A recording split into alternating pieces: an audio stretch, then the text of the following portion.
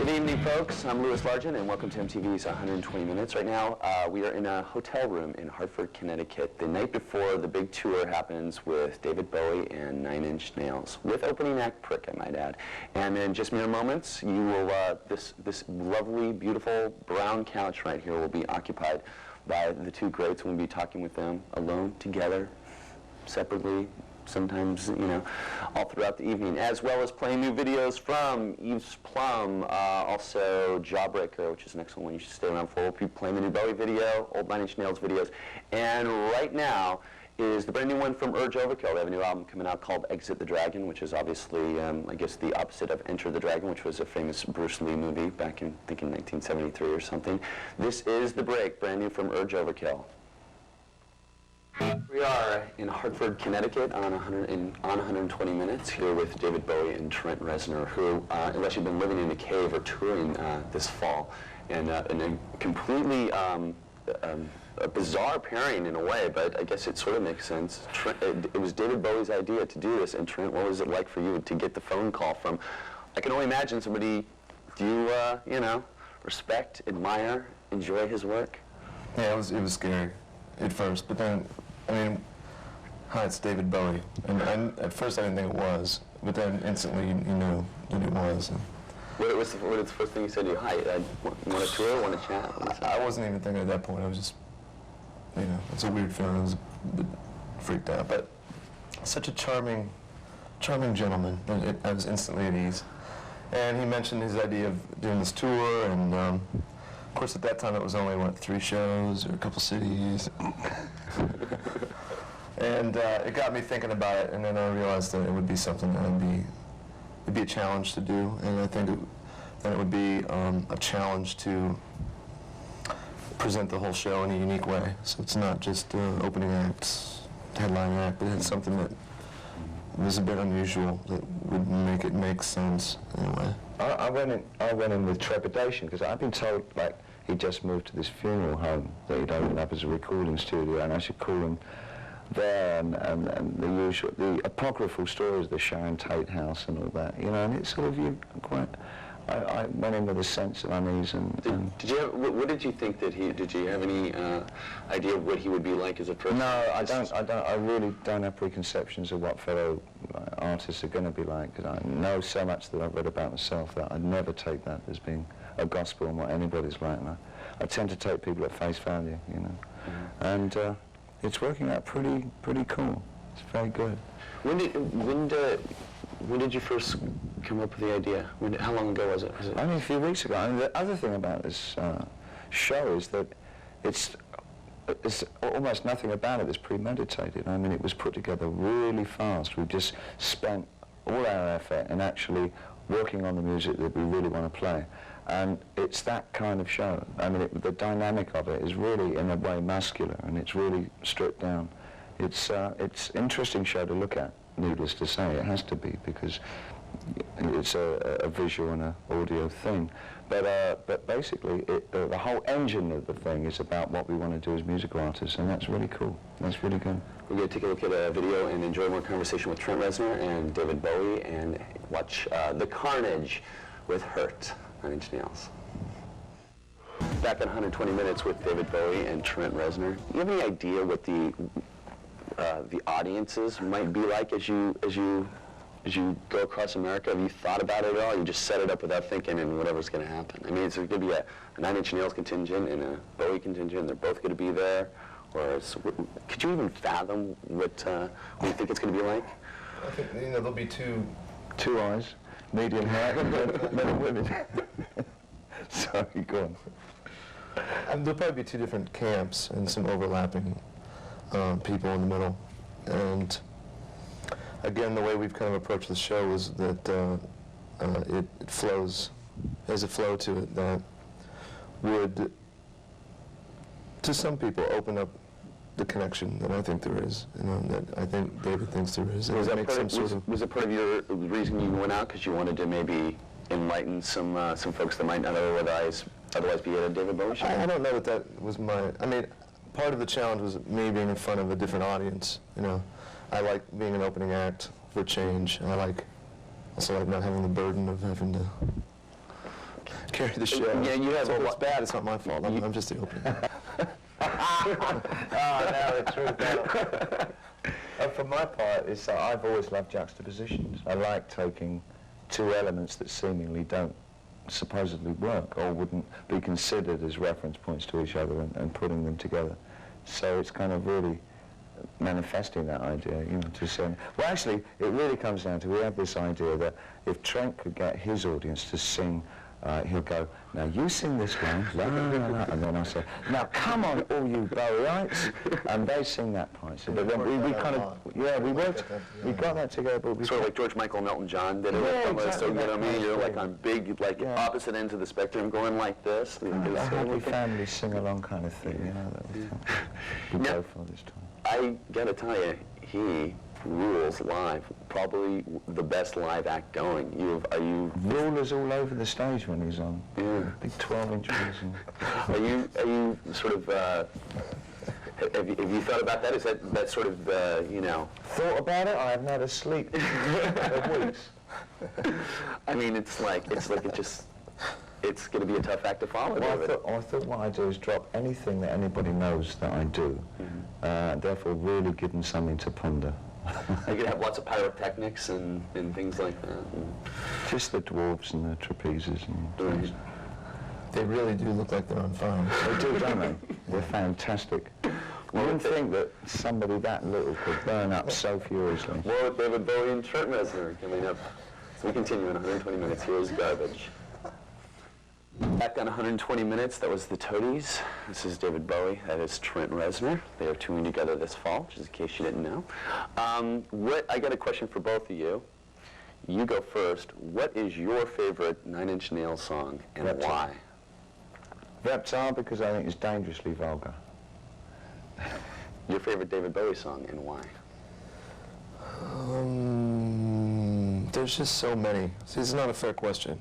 Favorite album? 2 mediocre records and an EP.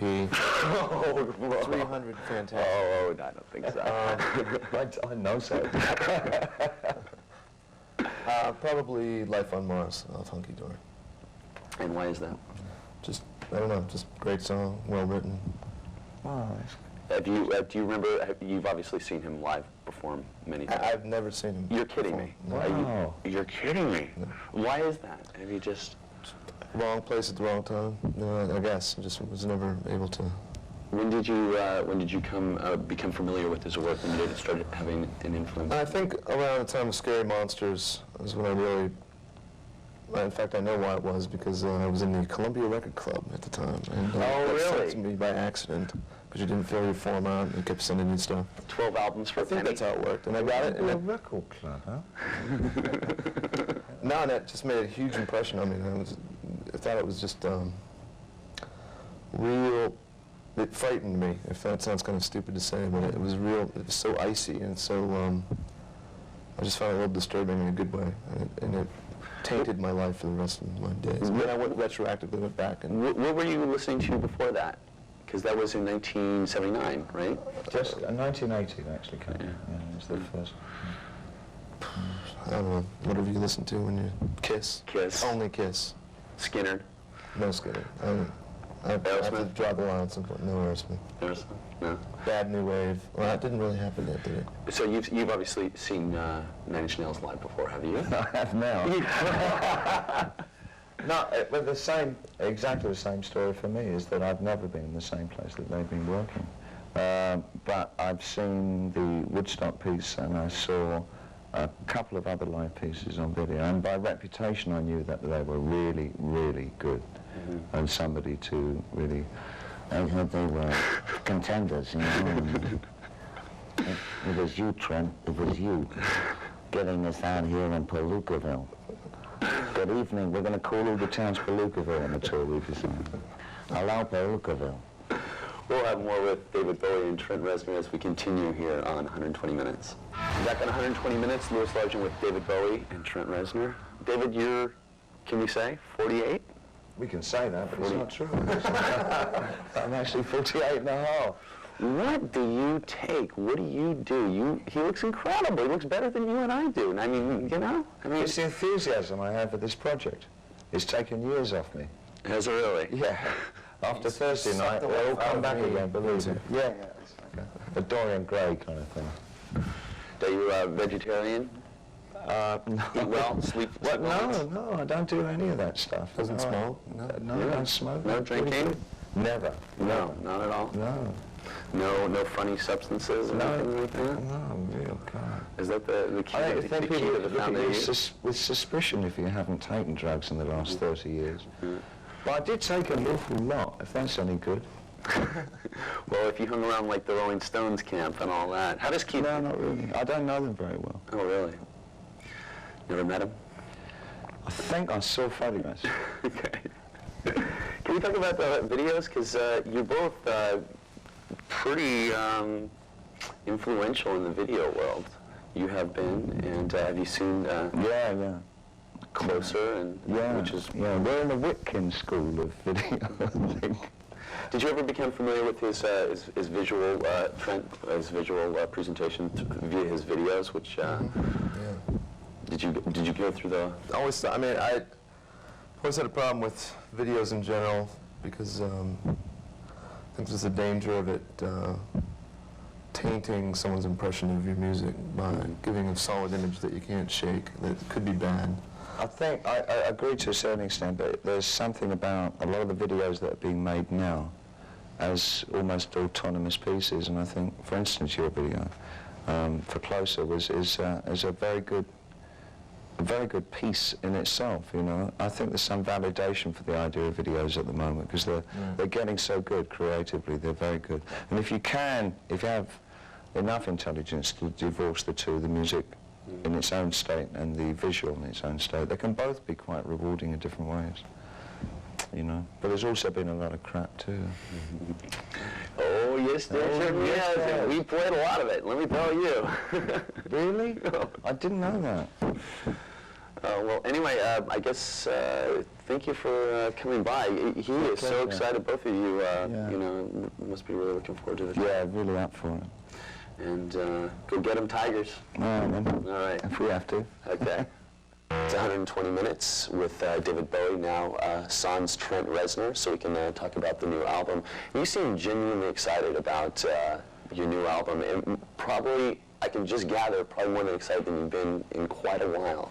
The thing, buoyant isn't the word. I mean, I had no trepidations at all when I first contacted Trent and his management organisation about the idea of doing the tour together. I'd read quite a few interviews where my name had come up in conjunction with influences that had been part of his musical makeup, and I just thought, well, I'll kind of grab the bull by the horns and see if he'd want to do this tour. And he'd just come off the road. I think it was quite an extensive tour of his own, and it's basically boiled down to if he didn't have to do more than 6 weeks, he would have dared to do it. So we're just having a ball, because the first thing that we both thought would be so cool would be to work together. So we've worked a whole chunk of the show is us working together on mutually chosen songs. You know? You sort of have, maybe by choice, painted yourself into a corner when you did the Sound and Vision tour. You have to hold true to your word. You can't play any of those. You can't play any of those hits. It's really confusing. I've got to stop lying about things, and it's really hard. Are you going to sneak any in, or are you going to hold true to your word, or should I find Changing out? my name to George Washington. So, chopping down cherry trees, which I did. My cherry tree came down. Not my cherry, but my cherry tree in 1990, and that, for me, really is the last time that I'll entertain the notion of doing those songs. Yeah. So, but you go more sort of maybe deep into, like... Well, there's a lot of things, I mean, a lot of the Don't expect to come here in Let's Dance, right? No, absolutely. I mean, as you know, the single device is something to home an attention onto an album generally. It's a promotional vehicle, and a lot of those songs in the so-called Great Hits show were single promotional devices. I think that there's a lot of material on my albums that I've really enjoyed over the years, but because of the modern audience generally expects to hear, a lot of those things got left behind. So really I'm sort of jumping in at the deep end and pulling out, I guess, what could be construed as more obscure songs, along with a great bunch of songs from the Outside album, which of course is not released yet. So and I wear a tank top probably, and pick one of the best bands in America to work with me. Yeah, that's the ticket. So, I mean, anything for adventure, you know. I'm only really, I feel virtually fulfilled only when things are very uneasy for me, when things seem as though they're a bit hazardous, and when I'm not comfortable, and when I'm in an area that I don't know really well. On the other hand, I mean, working with Trent has been a real good thing. I mean, he's a really good guy. He's very focused. He's got a lot going for him, and he's just great to collaborate with. It's been a joy, yeah. We're going to come back after a break. We're going to play your new video and talk about your new album and such and everything going on. Coming up right after this here on 120 Minutes. Back at 120 Minutes with David Bowie. You have a new album out, which nobody's heard yet. Yeah. It's a very, in layman's terms, as succinctly as you can you explain the album? It's a very sort of, there's a big story behind it. Succinctly, in layman's terms, if you can. Yeah, it's pulling together all the real myths and all the synthetic myths of the late part of the 20th century. It works on the assumption that we're all undergoing some kind of revival of paganism, and in that act there's some way that we have to appease gods in some way to get through to the 21st century. That's simple enough. I don't know if that wasn't quite layman's terms, because I'm like, wow. Okay, that's one of the texts of it. The other part of it is that it's a series of murders that have been committed in a fictional town called New Oxford Town in New Jersey, and the purpose of these murders is to create new art. So it's murder for art's sake, which is a natural kind of extrapolation on the idea of the body being used as art, which it is being in the visual arts at the moment. So I moved it a bit further on. Okay, now I understand that. Now this is obviously the first time you worked with Brian Eno in however long. Who made the first 79 was the last time that we worked together. He came to my wedding in 1992 with his wife, and we immediately, it's like we hadn't been not working all those years, and we immediately went straight back into, this is really what we want to do, is to work together again. Did it click immediately? Yeah, immediately. We both had exactly the same ideas on what we could be doing in music. And this is part of a trilogy, which you tend to finish before the end of the decade. And we seem to do our albums in bunches of 2 or 3, and this time we'd like to follow through and create a kind of a musical diary for the late 90s into the next century. That would be kind of a pipe dream. We'd like to. Well, let's hope that any work he has on the U2 album doesn't take too long, and then it gets. Well, we both have to. I mean, I've also got other ventures that I want to do in the studio. No, more studio albums with some not necessarily with Brian. So I think we both have such active working lives. And this is all within the next 5 years. So you plan on finishing this trilogy and then doing other albums. Yeah. Buy some more clothes. Life's full of things, you know. Okay, we're going to watch your first video, and we're going to talk about it in a little bit. The Heart's Filthy Lesson, directed by Sam Baer, director of Smells Like Teen Spirit. And, he's great. He's really good. Here it is, 120 Minutes. 120 Minutes, I'm Louis Largent with David Bowie. You've been such a, you were making videos, conceptual videos. Before the cameras. Yeah, right. Before there was MTV, you know, it's. Yeah, that's true. What do you think video has done to music recently? Is it something you are? Has it become way too out of hand? Is it a good tool? What do you think? I was beginning to think that maybe in the 80s, but I think again in the 90s there's such a lot of really good creative work happening in videos now, but I think they can be taken as autonomous pieces. The song and the piece of visual work that goes with it can be looked at separately, I think, of anybody with an iota of intelligence anyway. I think, coming back to talented makers, I think Sam Baer is a tremendous how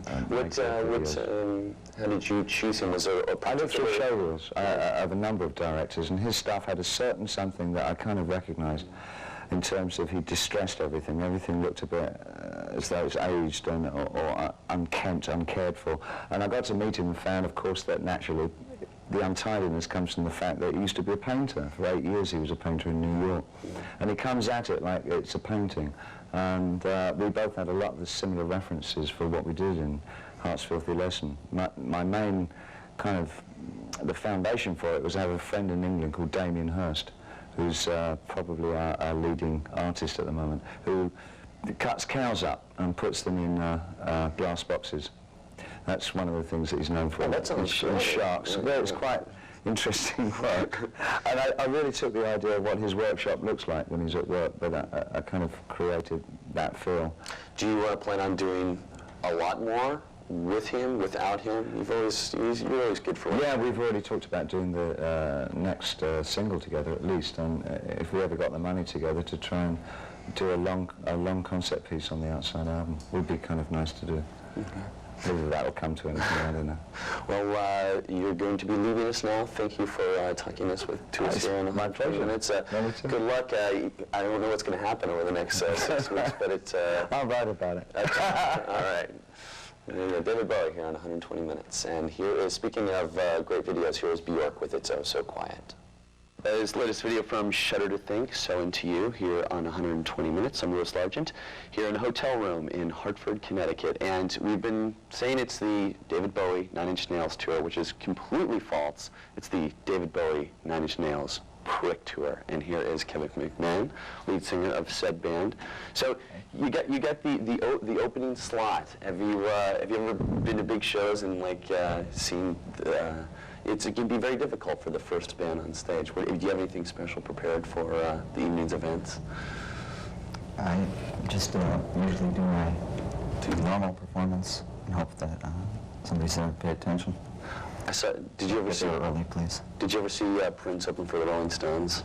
I heard about it, but I didn't see it. He was doing, and all the crowd was there. They were into George Thorogood and Jay Giles, and they booed him off the stage, which I know is not going to happen to you. They may boo, but I don't know if I'll leave the stage. Just stay out there. So how far back do you guys go together? Because Kevin was telling me earlier, Trent, that your whole sound was patterned after something he was doing about 8 years ago. Is that true? Yeah. No, I played in his band a long time ago in Cleveland. And we both lived there at one point, and I'd always... Were you both playing the same kind of music? Were you were you both because the similarities are there. You can't deny you both the same sort of style of music. I don't think at that time it was stylistically that similar, but what I appreciated in Kevin was always that he was a really good songwriter. Mm-hmm. And then as our paths separated, and when I was in his band, it was more of a one-off thing. Every once in a while we'd play. And then we just kept in touch, and then he moved out to the West Coast, and I was working on 9 Inch Nails stuff. And every once in a while I get a tape, and I found it. I got a tape for you. Yeah. And I just thought it was really good, and we got together and worked on some stuff one time, and that was kind of the impetus of the birth of Prick. Now, is it just in case, I don't know if this is a fair thing to say, 9 Inch Nails is essentially you, no question about it, right? It's you. Is Prick Kevin McMahon? Is it all you, and it's just you could have interchangeable members? Do you basically compose and do all that? Are you the main man, the head honcho? No, that's the name. For now, yeah. Did you feel like you had to have a name? Or I'm saying, is it sort of the same sort of brainchild of you? Well, I didn't want to say Kevin McMahon because I think that it is a kind of a collaborative thing that happens when you go into the studio and when you play live. And especially when Trent and I were in the studio, we were the band. So it became me, or Prick at the time. When I was in London with Warren, we were Prick. So, we're going to talk more and play your video in just a little bit, but first we're going to take a look at something that's actually really, really good. You should check it out, Dragon Lady from the Geraldine Fibbers here in 120 Minutes. Back in 120 Minutes, we are with Kevin McMahon, the lead singer of Prick, and Trent Reznor, the lead singer of 9 Inch Nails. So, Prick, is it the other meaning, a different way to describe? Is it a different way to describe? Is it a different way to describe a penis, or is it you're a How did that name come about? You gotta be kidding me. You know what? I don't usually ask the name question. I really, really don't. I swear, I stay away from that one. But this one just Frick attracted you, didn't it? You might get banned in certain radio stations, like in the Bible Belt. They might not play because you're... Well, they should read the Bible then, because the word is in the Bible. Is it really? Are you serious? It's a word. Prick your hearts. Oh, okay. See, I was thinking of I've seen my brain being in the gutter. I had a whole other connotation for me. So anyway, for those of you who haven't heard the band, I thought, before I ever met you, I thought you were English. You have sort of English sensibilities, maybe, of like early 70s, sweet, maybe, stuff like that. Comments, questions, anything? I liked British music, the British, early British invasion kind of stuff. I hear that to a degree. Yeah. A lot of the earlier stuff. It's 'cause So I think I started to sing thinking that was the only way to sing, because I can't sing normally. It's kind of an instrument that I don't do well? No, I don't think so. Oh, come on. He doesn't think he sings well either. And I'm sure... I don't. But he's different. What's different? I mean, I think that no one, asks him, but I mean, honestly, I think that the secret weapon of Prick is Kevin's voice, because it has I think it's a degree really of good voice, vulnerability that just doesn't... Who sang in the band that you guys were? Of course, because there you go. Take a compliment, Kevin. Come on, man. I'm taking it. Artists, you know what? Is it not true that artists can never be objective about their own work a lot of times, you think? Other than me, yeah, it's true. Okay, we're going to lead to a cover of Tainted Love done by Gloria Jones, Mark Bowen's wife. Made sort of famous in the 80s again by Soft Cell and sung by Shades Apart from Jersey on 120 Minutes. This is Animal from Prick. I'm sitting with the lead singer who is opening the David Bowie 9 Inch Nails Prick tour, and the video is called Animal. The song was, the video was the visual interpretation of that, which, how can you describe that? The video? Yes. Well, Animals and carcasses and vultures and kinds of wacky stuff in there. Well, it's kind of the duality of, the animals and the humans that are dressed similarly. How closely we sometimes come to letting the animal in us come out, and being caged in that kind of... This is sort of similar to it. You're caged in a fire in a hotel room, under the doing a show for MTV in a hotel room in Connecticut. So Trent obviously made the phone call to you and said, "Hey, what are you doing the next 3 months? You want to come on tour?" Do you have any reservations about that? Did you mean just like, "I'm there, done"? No reservations at all. So, I think it would be great. I think that the audience that comes to see David Bowie and 9 Inch Nails would be a great audience for us. And I can't think of a better tour to be on. You weren't doing anything anyway, were you?